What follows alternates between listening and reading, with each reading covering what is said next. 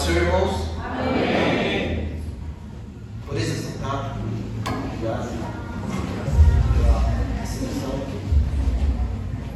Vou ligar aqui no pedestal hoje, mas é porque eu me mexo demais. Eu aprendi com o pastor, quem é muito elétrico, usa o pedestal para você ficar mais, né?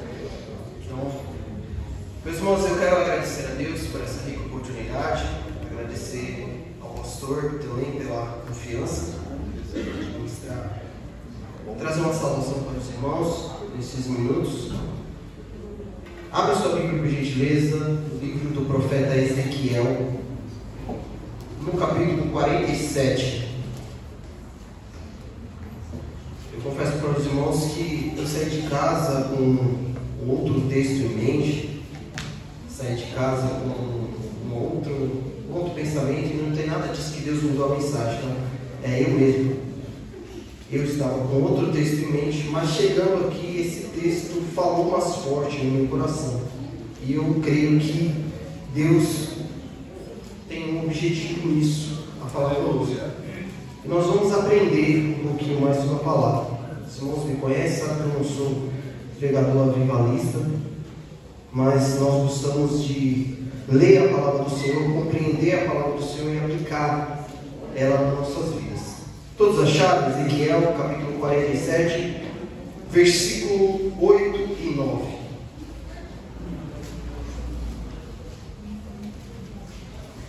Aleluia. Que diz assim: Então me disse, estas águas saem para a região oriental e descem a campina e entram no mar, e sendo levadas ao mar, sararão as águas. E será que toda criatura vivente que vier por onde quer que entrarem esses dois ribeiros viverá. E haverá muitíssimo peixe, porque lá chegarão essas águas e sararão. E viverá tudo por onde quer que entrar este ribeiro. Amém? Meus irmãos, por que esse texto está aqui? Ezequiel, ele é um livro, o livro do profeta Ezequiel, ele é um livro, eu costumo dizer, um dos livros mais complexos de se compreender. Ezequiel e Apocalipse, na minha visão, eles são livros, por conta das suas inúmeras visões, simbologias, eles são os dois livros que eu considero os mais difíceis de se entender. E qualquer um que ler esses dois livros e não tiver um cuidado de analisar, de estudar, de meditar no texto com calma, corre o sério risco de ter a sua compreensão errônea e até mesmo de cometer alguns erros heréticos sobre esses livros. Ezequiel, ele é um profeta chamado por Deus em um dos momentos mais complicados da nação de Israel e mais propriamente dito a nação de Judá. Os irmãos sabem que o povo judeu, apesar de ser um povo escolhido por Deus, esse povo, mesmo com suas advertências dos homens de Deus, advertências de servos do Senhor, alertando aquela nação sobre a sua apostasia, sobre o seu pecado, sobre eles terem esquecido os feitos de Deus para com eles. Aquele povo vivia em um declínio moral, espiritual, um declínio social e um declínio espiritual. E Deus, ele vai usar vários homens para alertar aquele povo que se eles não se arrependessem do seu mal, o mal viria sobre eles. Deus levantaria uma nação para essa nação subjugar a Israel. E como os irmãos bem sabem, eles não deram ouvidos a essas vozes desses homens de Deus, e o mal veio sobre eles. Deus levanta agora um reino, o reino da Babilônia, liderado por Nabucodonosor, para invadir Jerusalém e colocar aquela nação agora cativa. Nós bem sabemos que o cativeiro ele se durou em duas etapas. Sua primeira etapa, Nabucodonosor não destrói a cidade, mas leva consigo cativos as primícias, ou aquilo que era de mais valioso da nação de Israel. É nesta primeira deportação que vai Daniel e vai os seus amigos, e também vai Ezequiel. E na sua segunda vinda a Jerusalém, Nabucodonosor agora, por conta da desobediência do rei Jeoaquim, de não atender ao pedido do profeta Jeremias, de se submeter-se ao domínio de Nabucodonosor, Nabucodonosor invade Jerusalém, destrói o templo de Jerusalém, destrói a cidade, e aquela nação então agora vive uma ruína e miséria. E é interessante porque a chamada desse homem, Ezequiel, se dá justamente neste período em que os cativos, os primeiros que foram deportados para a Babilônia, Ezequiel vai profetizar para este povo, que não estavam mais em Jerusalém, mas estavam justamente na Babilônia. É tanto que o seu livro vai especificar que ele está, no capítulo 2, vai dizer que ele estava à beira do rio Quebar, e ele está ali àquela beira, e Deus fala com ele: filho do homem, põe-te de pé e falarei contigo. Aleluia. Veja que a chamada desse homem, e é interessante porque esse homem ele não era um profeta para a nação, mas ele era um sacerdote, ou seja, o seu ofício dentro da nação de Israel não era ser porta-voz de Deus para com o povo, mas sim de ser um representante do povo diante de Deus, para oferecer sacrifícios, isto é, para oferecer ofertas de sacrifício do povo perante Deus. Mas Deus, como Deus ele trabalha de formas que o homem não pode explicar, ele agora levanta este homem. E veja que interessante, porque no capítulo 2 ele vai dizer exatamente isso: filho do homem, isto é, você, Ezequiel, entenda, eu estou falando com você, mas você é filho da humanidade, você é humano, mas põe-te de pé, porque eu quero falar contigo, e eu falarei contigo. Ora, só se coloca-se de pé quem está sentado ou deitado. Então a situação de Ezequiel, possivelmente, o texto me deixa aplicar isso, é que o próprio Ezequiel, diante daquela situação que a nação estava vivendo, ele mesmo estava desanimado, ele estava angustiado, ele estava talvez sem perspectiva de melhora, ou sem perspectiva de vida para ele e para aquela nação. Glória a Deus. E o texto, o livro, vai decorrer de várias visões, a qual não temos tempo de mencionar todas, mas talvez uma das que mais chama a nossa atenção no texto bíblico, na Bíblia, é a visão dos ossos secos, a qual os irmãos já ouviram muitas pregações a respeito do vale de ossos secos. Ezequiel, ele vai ser levado agora em visão para um vale, e ele está ali vendo ossos. E ele, veja o detalhe que ele coloca, que aqueles ossos estavam sequíssimos. Aqueles ossos que representavam justamente a nação de Israel.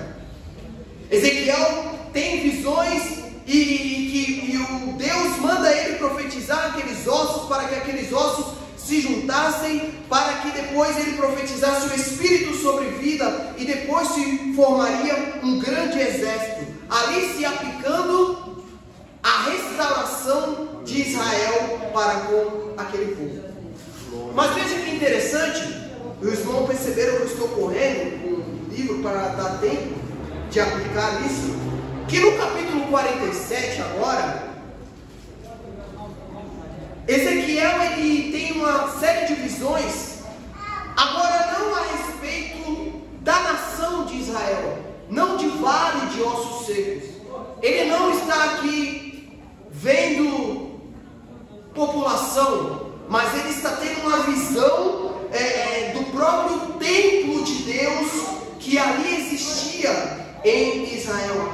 E há uma defesa de alguns teólogos que esta visão se refere a um futuro templo messiânico, do reino messiânico.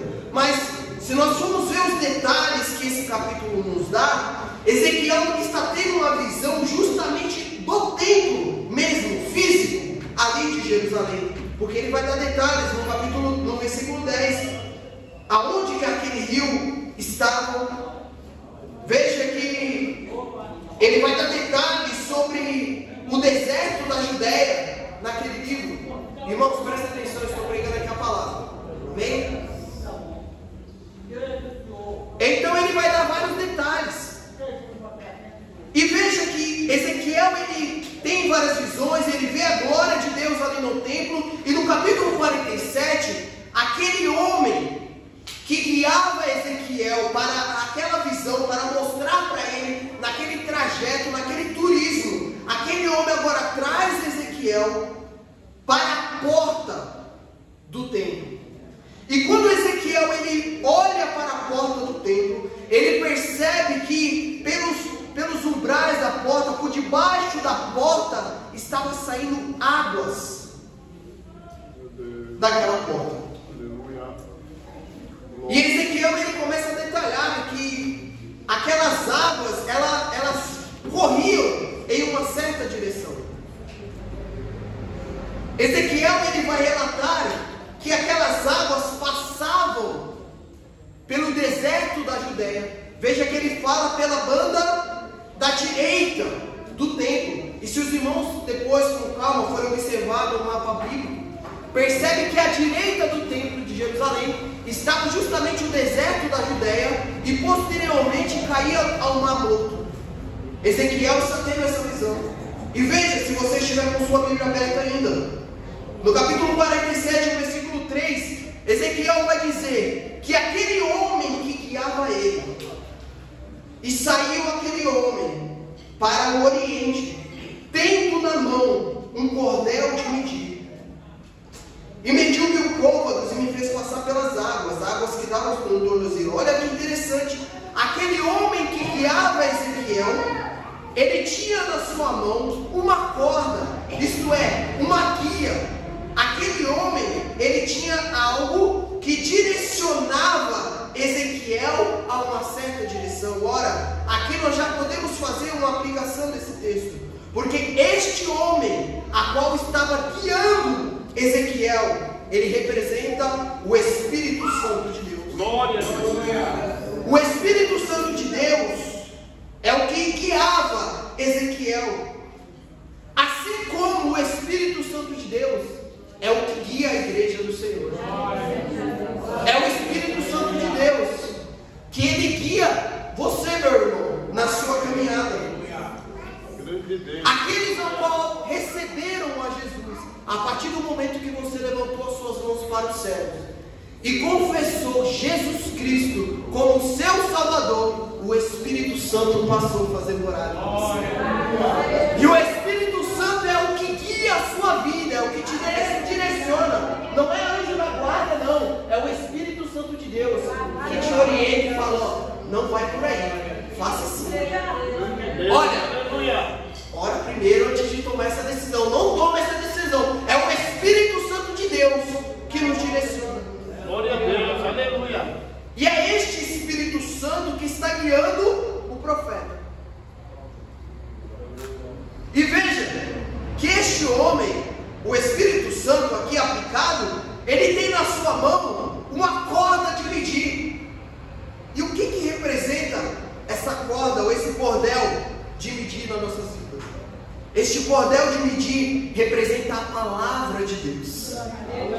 Se nós estamos com o Espírito Santo de Deus e estamos com a palavra de Deus, nós temos tudo para estar na direção que Deus quer.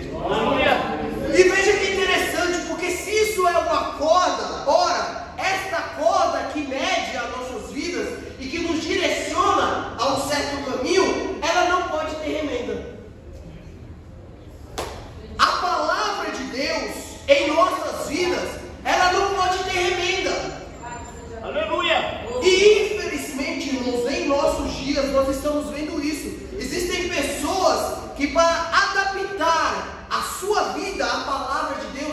estão dobrando esse cordel, estão dropando a palavra do Senhor, estão manipulando e usam de uma forma errônea para adaptar o seu bem prazer, o seu bem gosto. Mas esta palavra aqui, ela não tem emenda.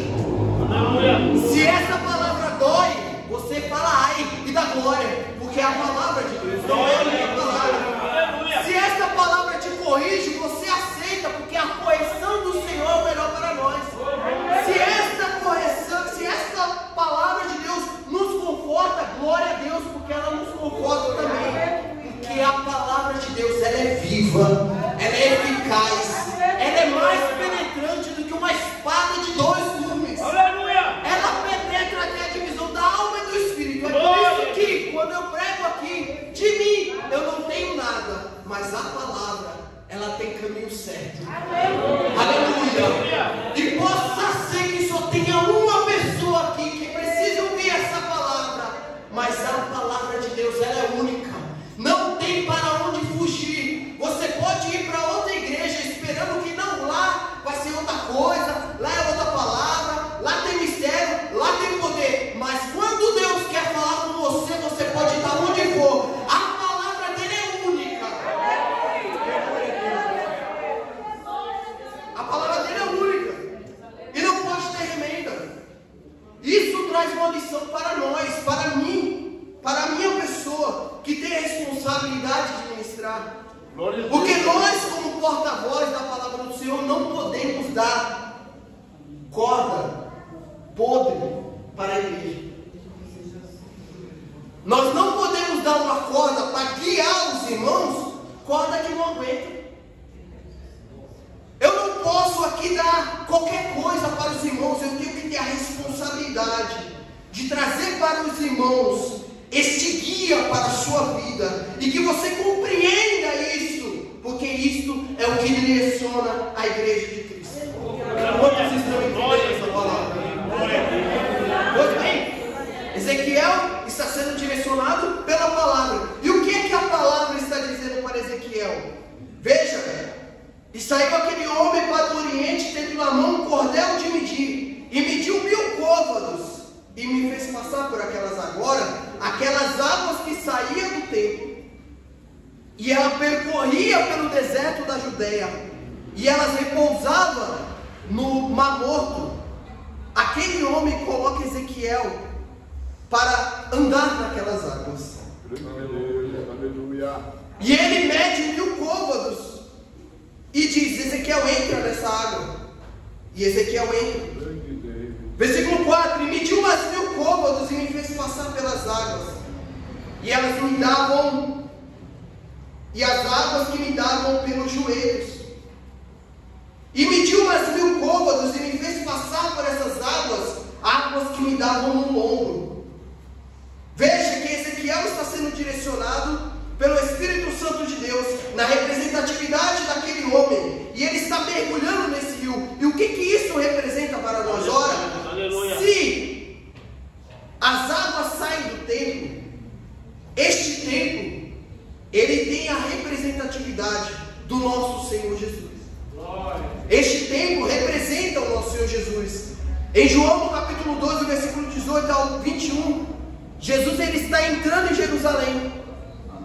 E quando ele entra no templo, ele percebe mercadantes, ele percebe pessoas fazendo um comércio ali, e até mesmo tendo corrupção dentro do templo.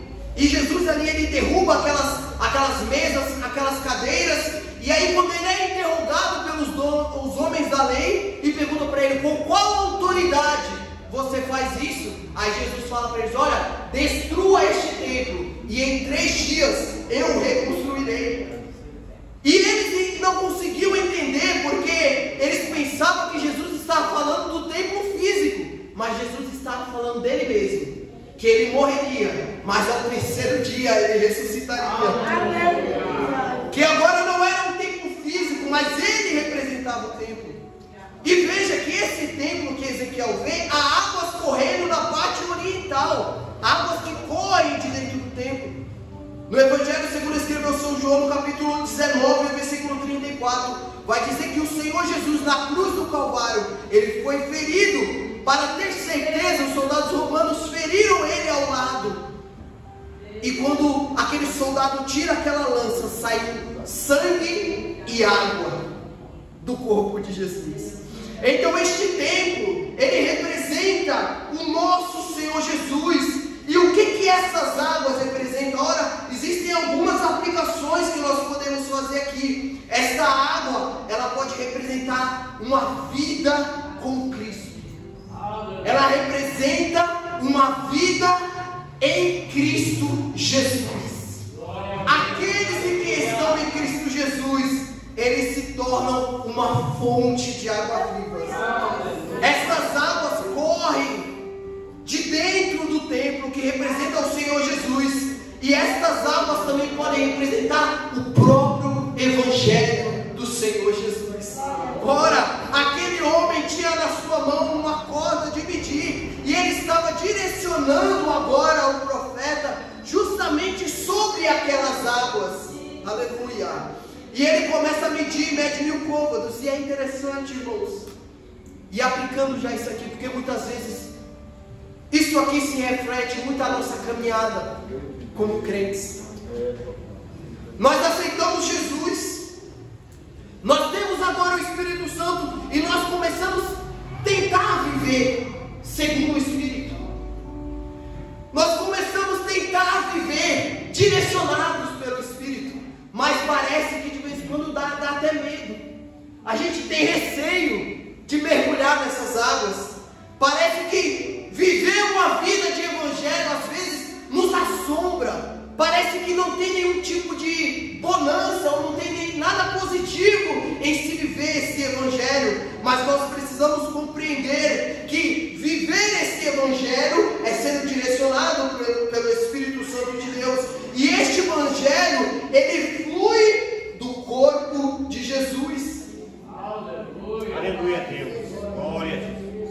Então, meus irmãos, por muitas vezes nós estamos sendo direcionados por um caminho pelo Espírito Santo. Glória a Deus. Mas isso nos dá medo, nos dá receio. Muitas vezes viver esse evangelho, ou viver a vontade do Espírito Santo de Deus nas nossas vidas, nos causa medo.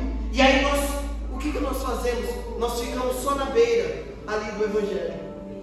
Nós ficamos só na margem. Você já foi na praia, já foi em algum rio e percebeu que quando você está com as águas sobre os seus tornozelos, você tem uma certa dificuldade para caminhar, mas o seu corpo se sobressai.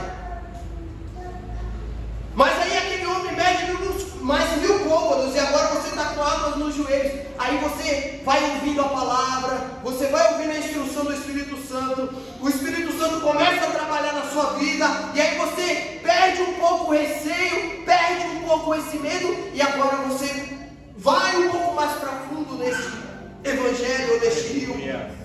E agora você está com água nos joelhos.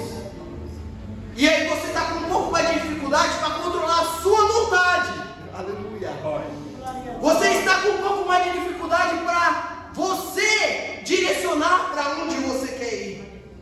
Porque as águas estão nos joelhos, mas ainda sobressai a sua vontade.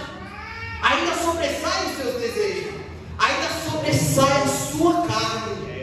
Mas aquele homem começa a falar com você, começa a te instruir, começa a te guiar, e a palavra vai trabalhando na sua vida, e dia após dia o Espírito Santo vai falando com você, e agora você mergulha mais um pouco nessas águas, e agora você está com água nos seus lombos, e está com um pouco mais de dificuldade. Você percebe que já não tem mais como você ser guiado pela sua vontade. Mas é o rio que está mandando em você, você não se controla mais. E é o que o profeta está dizendo: chegou a um ponto que eu não consigo mais andar. Eu tenho que atravessar a nado nesse rio. Assim é a nossa vida com Deus, meus irmãos.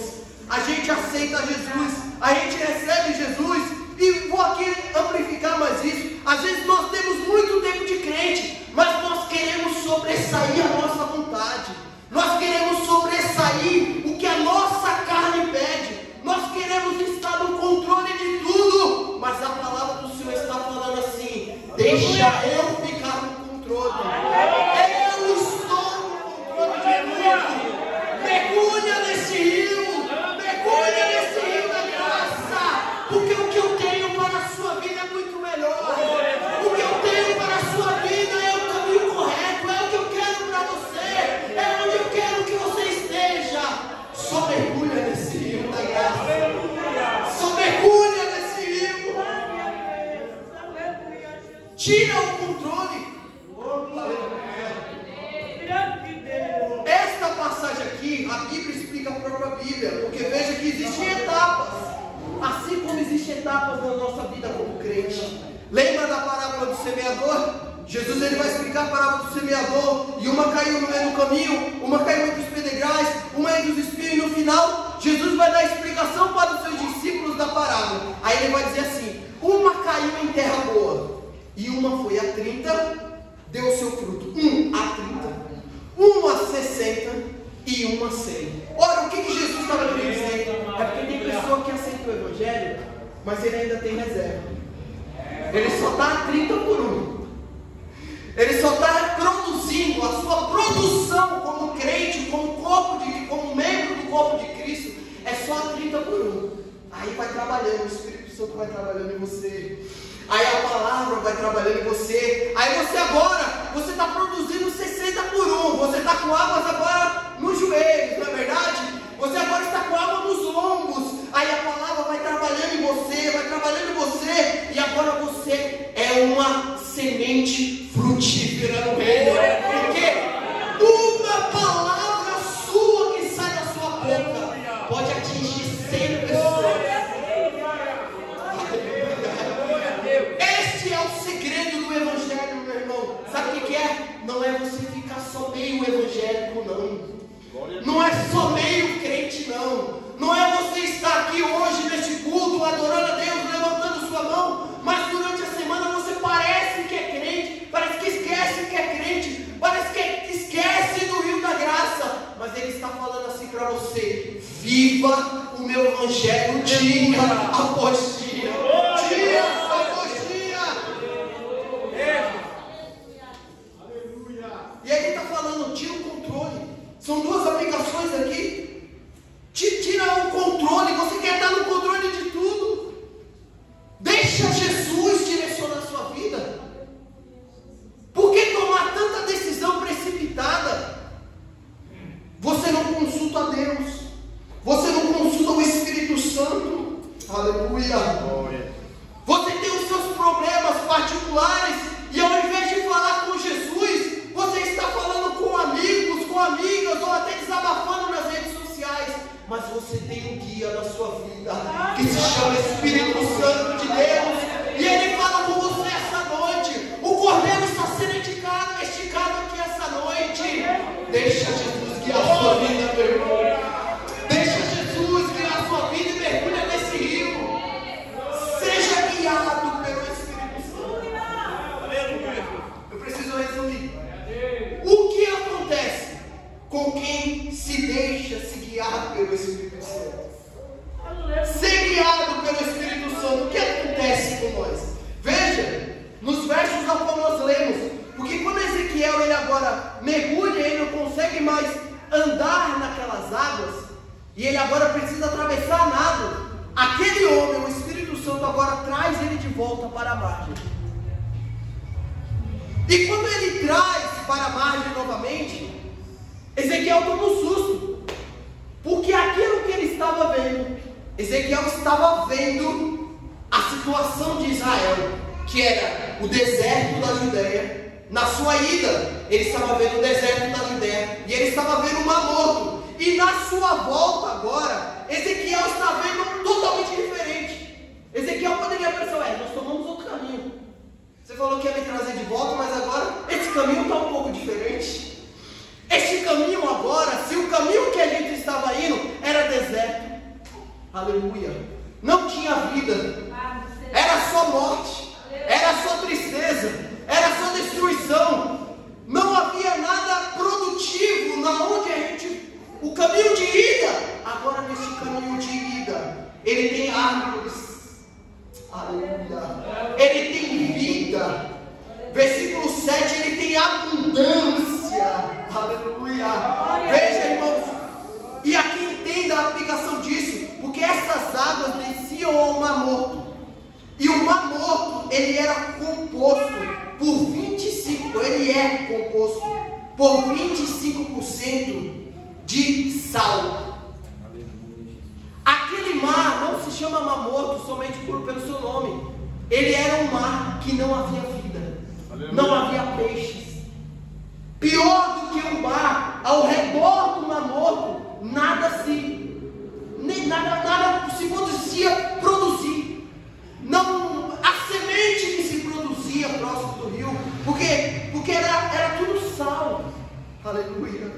Mas quando essas águas que saíam do templo chocaram com o Mar Morto, o texto vai nos dizer que as águas começaram a ser purificadas. As salinas que havia naquele rio começaram a sair.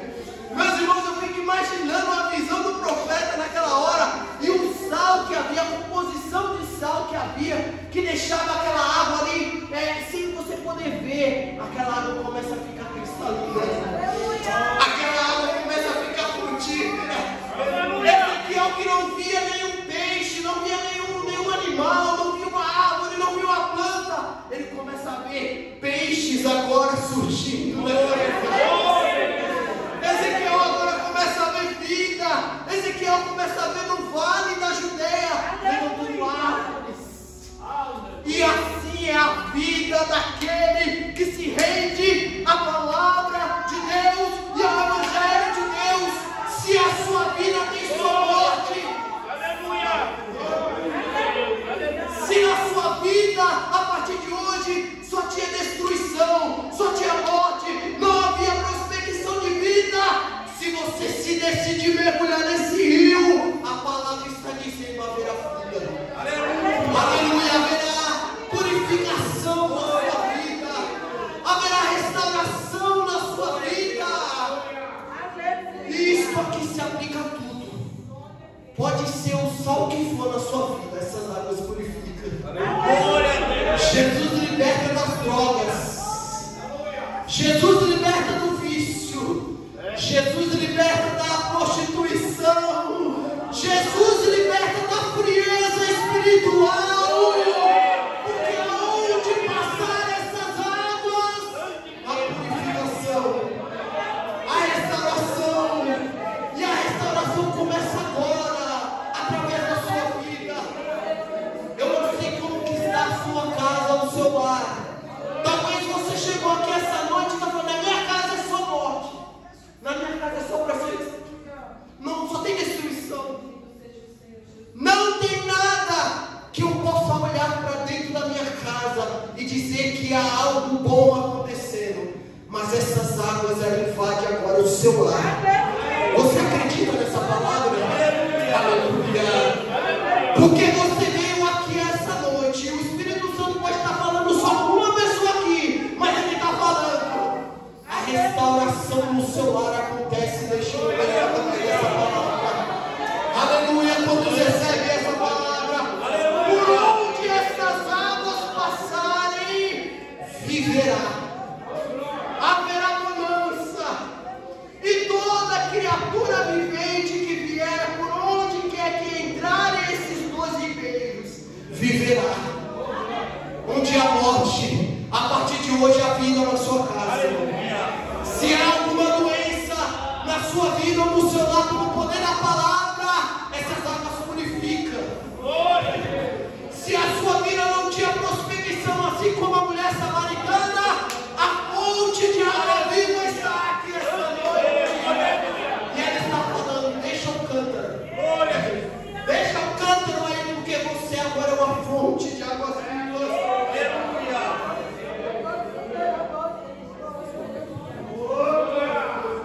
Se coloque de pé, por gentileza. Aleluia. Mergulha nesse rio, meu irmão. Mergulha nesse rio. Pode parecer que não tem solução para você, mas decida hoje viver uma vida íntegra, para Deus. Aleluia. Pode parecer que aos seus olhos, aos olhos humanos, não tem solução. Essa noite o Espírito Santo está falando a restauração. A restauração. Onde há o espírito de morte, essas águas agora entram e tiram o espírito de morte. Onde há uma doença, essas águas entram agora e purificam. Onde há frieza espiritual, essas águas agora entram e há renovo espiritual. Nós não podemos aceitar mais viver esse evangelho com águas pelos tornozelos, evangelho com águas pelos joelhos, onde você quer ter o controle de tudo, mas decida mergulhar nesse rio da graça. Aleluia.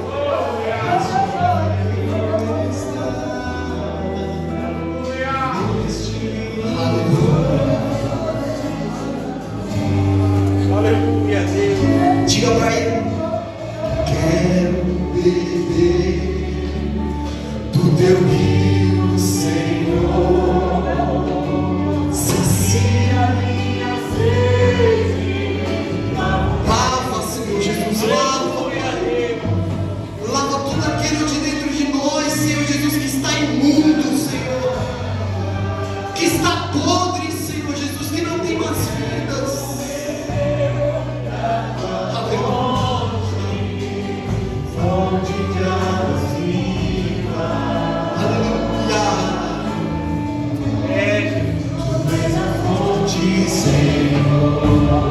Eu quero saber, tem alguém nessa noite que porventura ainda não mergulhou nesse rio da graça? Você não sabe ainda o que é uma vida com Deus e quer aceitar Jesus como seu Salvador. Eu convido você, dê um sinal para a sua mão. Dê um sinal com a sua mão e nós queremos orar por você. A solução para a sua vida só se chama Jesus. Jesus não é homem, não é mulher, não é emprego, não é dinheiro. O que vai preencher o vazio que tem na sua alma é Jesus. Tem alguém que ainda não professa o Senhor Jesus como seu Salvador? Se não tem, eu vou fazer outro convite.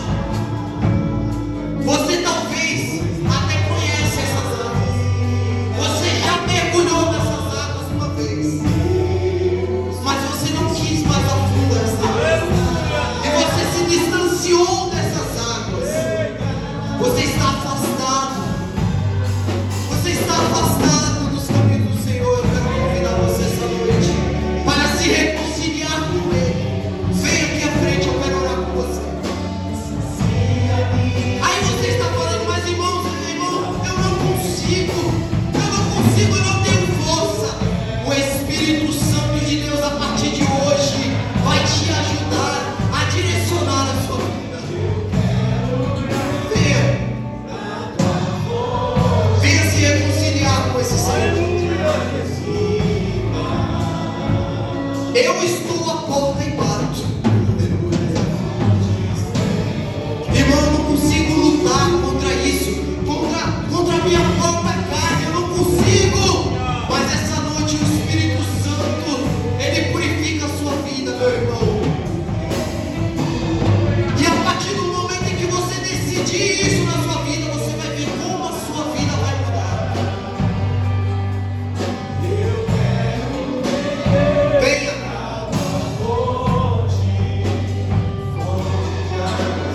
Eu vou orar.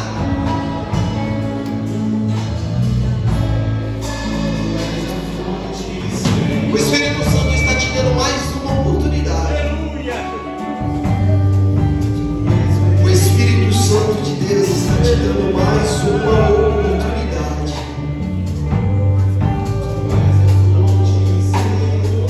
E até quando você vai ficar lutando contra a maré? Até quando você vai ficar lutando contra este rio? Até quando você vai ficar lutando contra este rio?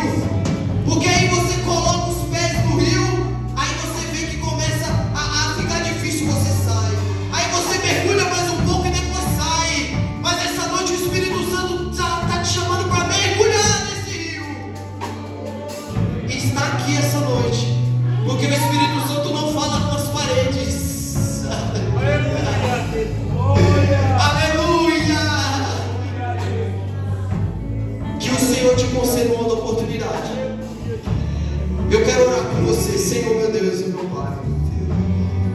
Oh, meu Pai, ministrando a sua palavra, Pai querido, oh Senhor, que o Senhor possa nos conscientizar essa noite, meu Deus, de viver uma vida integral, meu Pai, uma vida totalmente dedicada a Ti, Senhor. Que ao mergulhar nessas águas do Teu Evangelho, de uma vida contigo, Senhor, meu Deus, nós não viemos ter medo, Senhor. Espírito Santo de Deus, nos direciona, Espírito Santo. Espírito Santo de Deus, nós somos homens, nós somos filhos do homem, Senhor, e temos medo às vezes.